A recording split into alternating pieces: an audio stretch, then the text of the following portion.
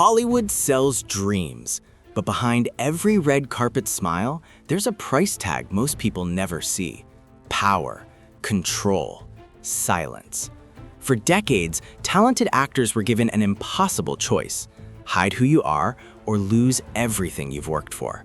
Some stayed silent and suffocated. Others spoke up and watched their careers burn.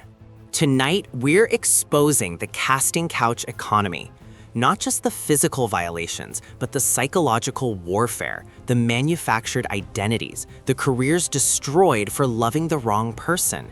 15 actors, 15 moments when the industry's golden facade cracked open.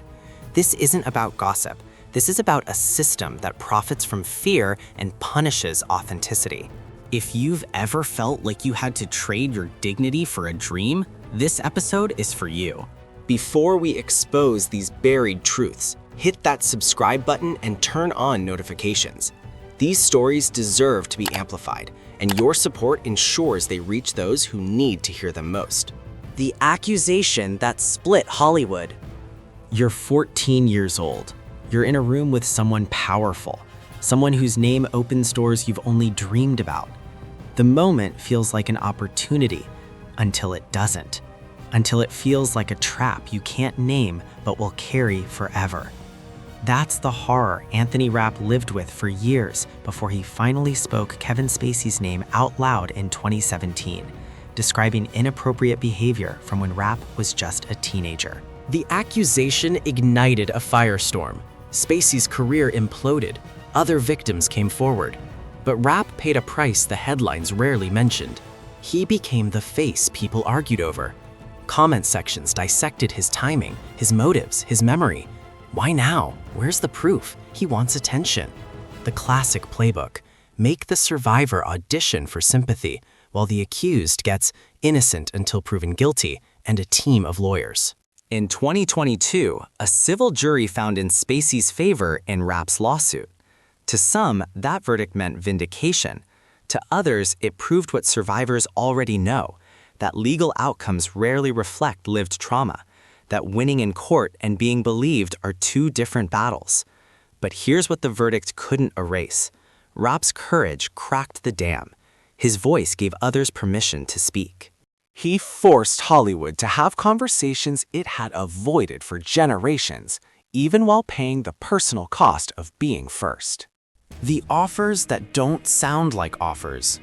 No one warns you about the second audition, the one that happens after you've proven your talent, after you've impressed the room, after they've decided you might be useful. It happens in hallways, at parties, in meetings that tilt from professional to predatory without you realizing the shift until it's too late. Wilson Cruz has spoken about navigating this reality as a young queer actor. Powerful men making offers that weren't really offers, promises wrapped in threats, opportunities conditioned on compliance. The casting couch's most insidious form isn't always physical assault. Sometimes it's the implicit bargain. Say yes and you might work. Say no and you'll disappear. For queer actors, there's added cruelty. These men don't just dangle career advancement. They dangle safety, belonging, validation in an industry that already questions whether you deserve to exist. Cruz navigated this landscape while building a groundbreaking career, from My So-Called Life to Star Trek Discovery. But he never forgot what it cost: the pressure to smile, to play nice, to never make powerful people uncomfortable. Because difficult is how they erase you without admitting why.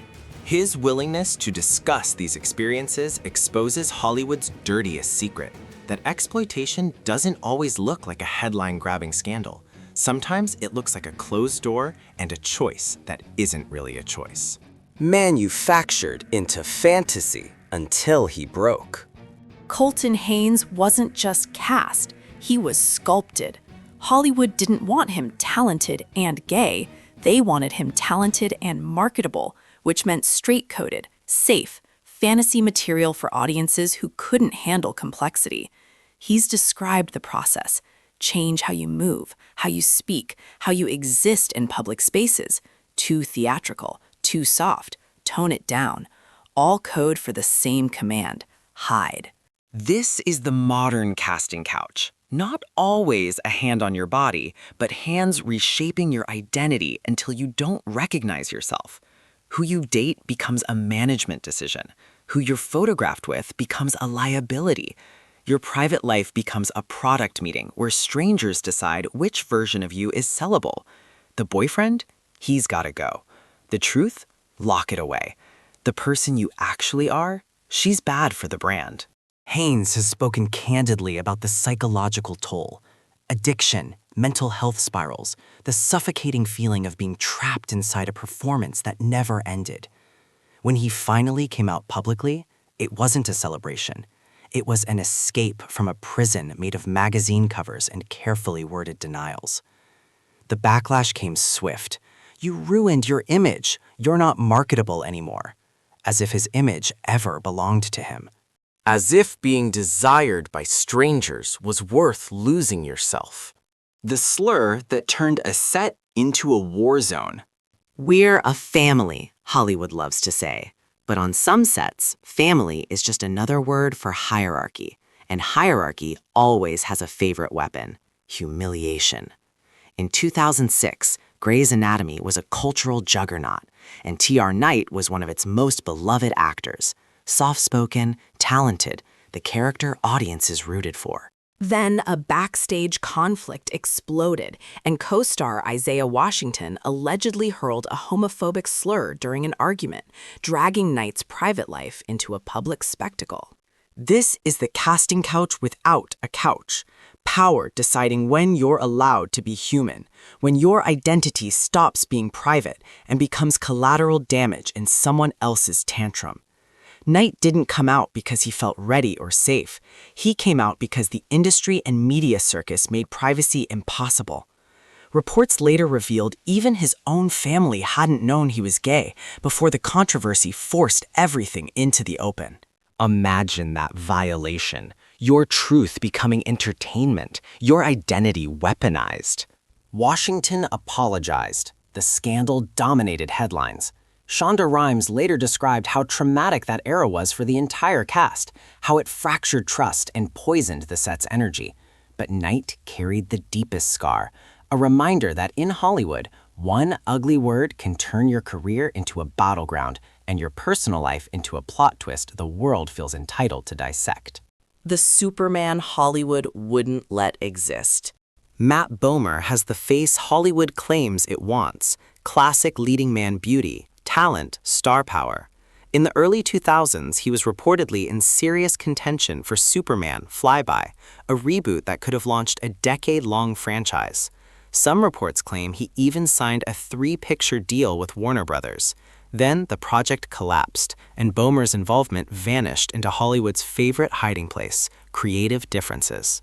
But author Jackie Collins publicly stated what others whispered. Bomer lost the role because producers discovered he was gay. Other sources disputed this, and that's exactly why the story feels so sinister. The truth becomes foggy, accountability evaporates, and gatekeepers hide behind plausible deniability. This is the casting couch in a tailored suit. Nobody has to touch you to control you. They just have to control which fantasies you're allowed to represent. Superman isn't just a character, he's a billion-dollar masculinity brand. If the industry believes your real life breaks the spell, they'll erase you without leaving fingerprints. Bomer went on to build an incredible career: White Collar, The Normal Heart, Magic Mike, proving his talent was never the question. But that almost haunts pop culture, because it exposes the rule Hollywood pretends never existed. Be desirable, but only in ways we can sell. Your authentic self? That's too risky for a cape. Rupert Everett, the man who said the quiet part out loud. Rupert Everett did what Hollywood hates most. He made the invisible rules visible.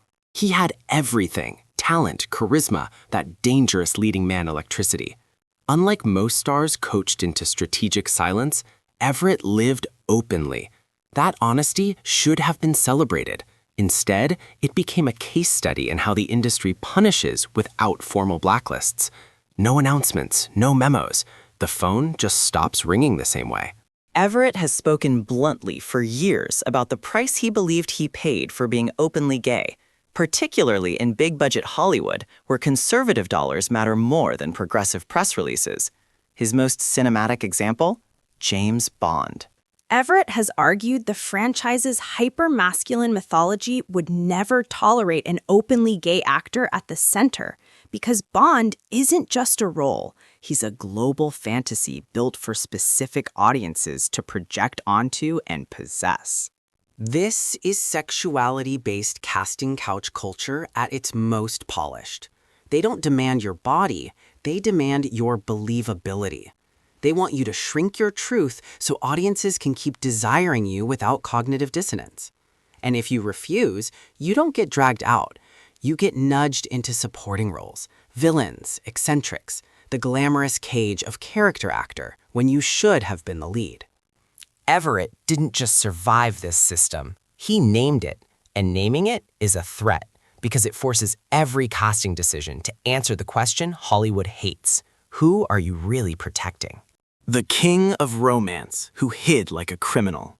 Richard Chamberlain wasn't just famous, he was a fantasy. America's clean-cut doctor in Dr. Kildare, the miniseries God in Shogun and the Thornbirds. He wasn't playing a leading man, he was the leading man, the one millions of women were taught to desire. And that's where the tragedy begins, because for Chamberlain, the performance never ended when cameras stopped. Hollywood's unspoken contract followed him everywhere. Be desirable to the audience, stay romantically available, stay straight enough to sell the dream. Not because the world needed it, but because the market demanded it. So he lived like a fugitive with perfect hair, smiling for the press, carefully controlling interviews, keeping his private life locked behind coded language and strategic distance. The higher he climbed, the less oxygen he had. It's the cruelest paradox of the leading man trap. The more people adore you, the less you're allowed to be real. Decades later, when Chamberlain finally came out in his memoir at an age when most stars are already being written into legacy retrospectives, it didn't feel like celebration. It felt like a man finally putting down weight he'd carried for 40 years. And then he said the sentence that should haunt every young actor. Coming out can still be career suicide if you're being sold as a romantic hero. That's the dark side in a tuxedo. Not a couch, but a cage built from audience expectation and studio fear. Tab Hunter, the heartthrob built by lies. Tab Hunter was the 1950s dream boy, blonde, athletic, impossibly all-American. The kind of face studios printed on posters like a promise to teenage girls who screamed at his appearances while executives counted ticket sales. But Tab wasn't just cast, he was manufactured. In that era, agents didn't just get you work, they owned your image, your dates, your story, your silence. Then came the nightmare, a police arrest in a party in 1950, something that could be weaponized into a career-ending scandal in a heartbeat. Hollywood's solution wasn't truth, it was theater. Public girlfriends, staged romances, a love life choreographed like a scene, except the performance never ended. Meanwhile, Tab's real relationships survived in shadows, every moment heavy with paranoia that being seen in the wrong place with the wrong person could trigger total erasure. The casting couch wasn't always a producer's office. Sometimes it was a contract and a smile that said, "Play the fantasy or you don't exist." Tab later spoke about the suffocation, years of being adored as an illusion while dying as a human being. And one of the most devastating silent fame details, those heartthrobs sometimes found love with each other, quietly, dangerously, while the world demanded a straight fairy tale.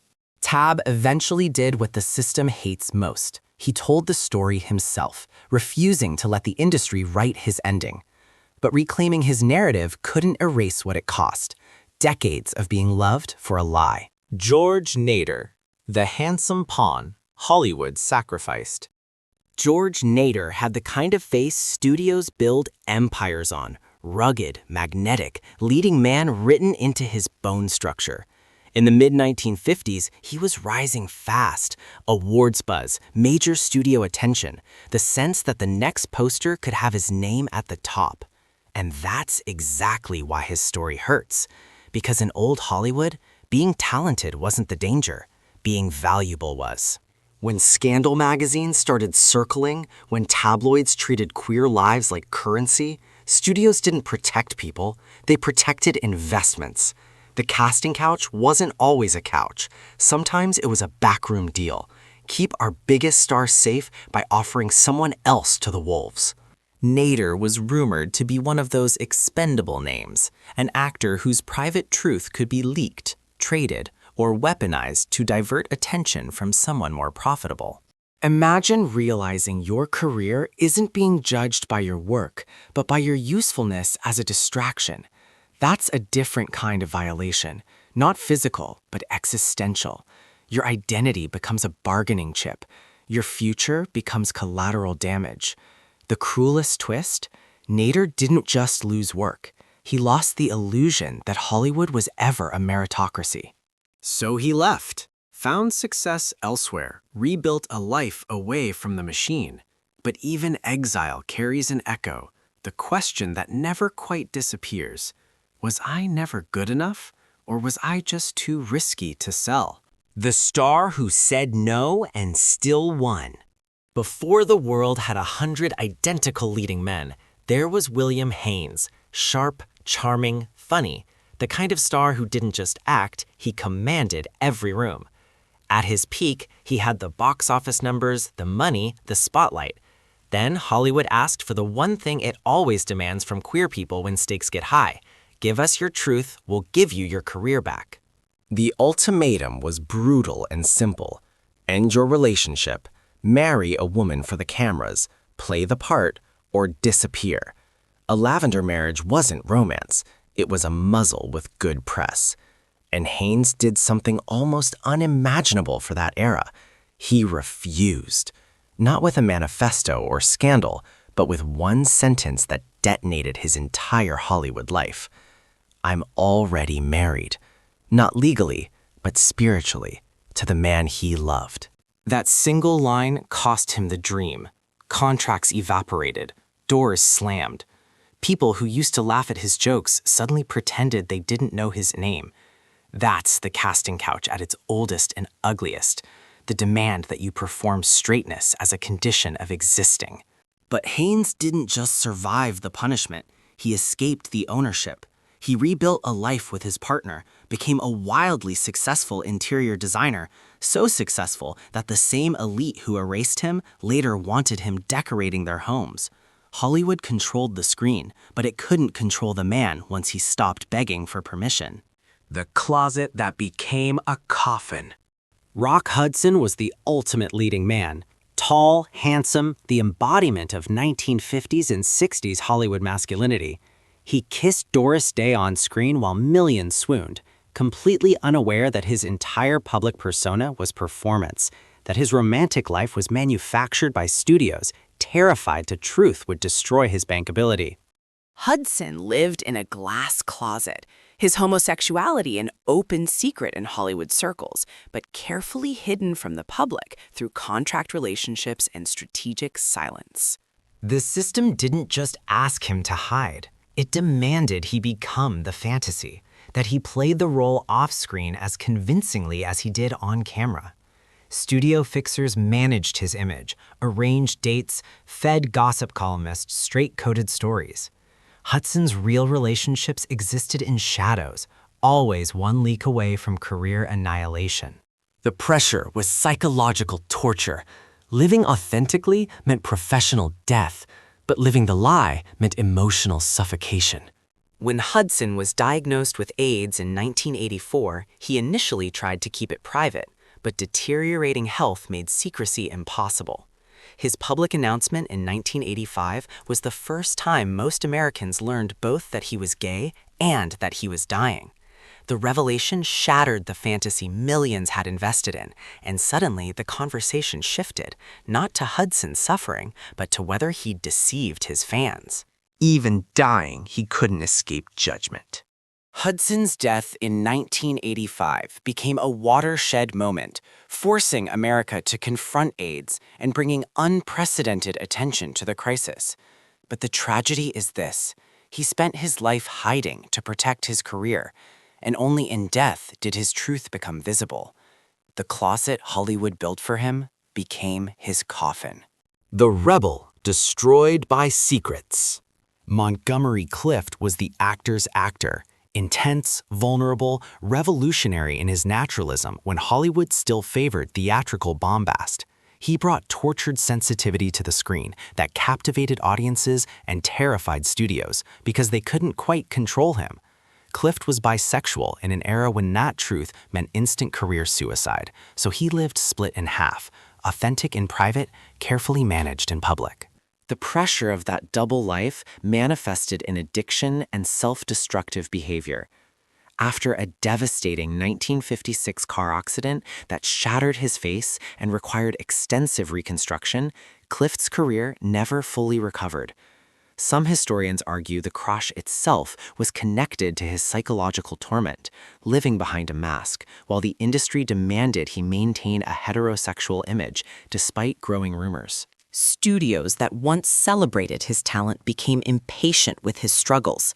Directors who'd wanted him desperately suddenly found him difficult and unreliable. The coded language was clear. Broken men who couldn't maintain the fantasy were liabilities. Clift continued working, but was often pain-medicated, alcoholic, a shadow of his former brilliance. He died at 45, worn down by decades of hiding. The casting couch didn't break Montgomery Clift in one moment. It broke him slowly, across years of pretending, across hundreds of interviews where he lied about who he loved, across thousands of days where being honest meant losing everything. His talent deserved celebration. Instead, he got exploitation wrapped in glamour, secrets that killed him before his body gave out. The psycho trapped by his own image. Anthony Perkins gave one of cinema's most iconic performances as Norman Bates in Psycho, but that role became a prison in more ways than one. The character's psychosexual complexity and coded queerness haunted Perkins throughout his career, creating associations he couldn't escape. Hollywood was happy to cast him as disturbed, deviant characters, but terrified of him playing straightforward romantic leads once rumors about his sexuality circulated. Perkins married and had children, but many who knew him believed this was strategic protection, a way to quiet whispers and maintain employability in an industry that punished queer actors. Whether his marriage was genuine love or calculated survival, or both, the fact that the question exists reveals Hollywood's toxicity. Actors shouldn't have to make their private lives audition for public approval. In 1990, a tabloid outed Perkins without his consent, making his HIV-positive status public along with his sexuality. The violation was complete. His health, his privacy, his carefully constructed image all stripped away by the media that treated his life as a commodity. Perkins died in 1992 from AIDS-related complications, another casualty of an industry that used his talent while ensuring he could never fully live his truth. His story is particularly painful because Psycho made him immortal, but also trapped him in an image he couldn't shed, associated with deviance, never allowed to be simply human, always walking the line between valuable and too risky, employed and unemployable only as long as the secrets held. The Joker who never stopped performing. Cesar Romero played Batman's Joker with campy brilliance in the 1960s TV series, but his real performance was the one he gave every day off-screen, the charming, eternal bachelor whose private life remained carefully vague. Romero never married, never publicly confirmed his sexuality, and navigated decades in Hollywood by being invaluable as a character actor while never quite threatening the leading man hierarchy. The confirmed bachelor label was code everyone understood, but no one could prosecute. Romero attended Hollywood parties with female companions, was photographed at premieres looking dashing, and maintained a public persona of sophisticated availability. Meanwhile, his actual romantic life remained in shadows, not because he was ashamed, but because survival required discretion. This is a different kind of casting couch trauma, not assault, but the slow erosion of living half visible, of being allowed to exist only as long as you don't insist on being seen. Romero's career spanned 6 decades because he understood the rules and played by them. But what did that cost? How many relationships were abbreviated because visibility was too risky? How many authentic moments were sacrificed to maintain the carefully constructed image of the friendly, safe, perpetually single actor? Romero died in 1994 without ever publicly discussing his sexuality, taking his full truth to the grave. Some call that dignity. Others call it tragedy. Either way, it's evidence that Hollywood's closet wasn't always locked from outside. Sometimes actors locked themselves in because the alternative was erasure.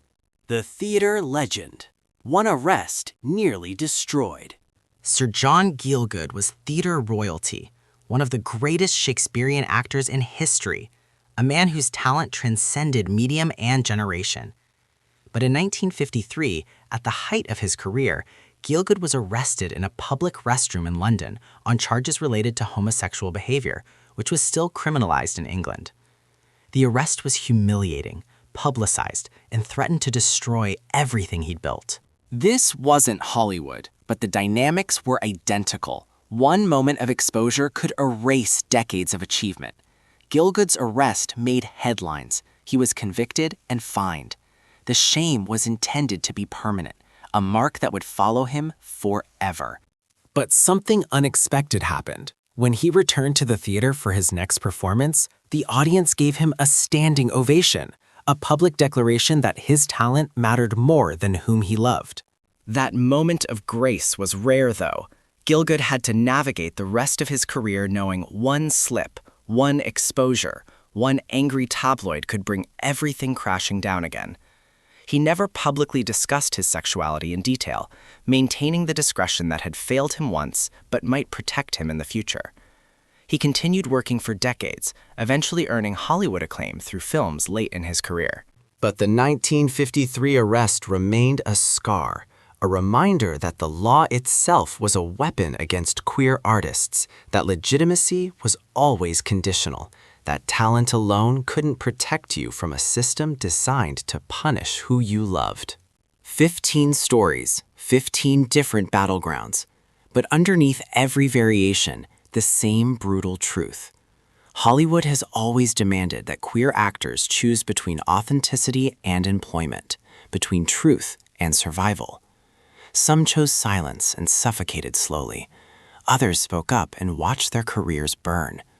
A few found ways to exist in the margins, never quite invisible, but never fully seen. The progress we've made is real, but incomplete. Today's actors face different pressures, no longer explicit bans, but implicit biases, a system that celebrates diversity in press releases while quietly deciding who's too gay to open a franchise. These 15 stories aren't ancient history. They're warnings, reminders that visibility without structural change is just better lit oppression. If these stories moved you, subscribe and share this video. The stories Hollywood tried to bury deserve voices. Your support ensures they reach them most. Drop a comment telling us which story hit hardest. Truth demands witnesses.